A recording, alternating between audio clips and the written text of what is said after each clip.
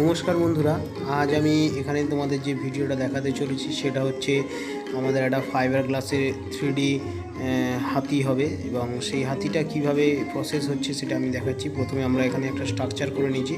Structure করে নেওয়ার পর পুরোটা খড় বেঁধে দেখাবো যে কিভাবে খড় বাঁধা হচ্ছে, পুরো হাতিটা হয়েছে। তারপরে স্টেপ বাই স্টেপ তোমরা দেখতে হবে কিভাবে মাটির কাজ হবে, কিভাবে ফাইবার গ্লাস হবে, পুরোটাই দেখতে হবে।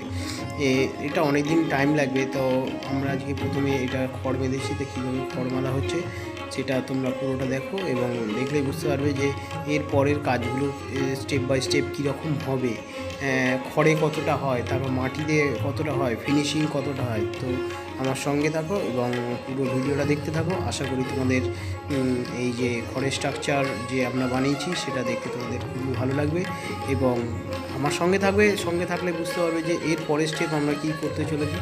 তো স্টেপ বাই স্টেপ তোমরা দেখতে পাবে, সঙ্গে থাকো।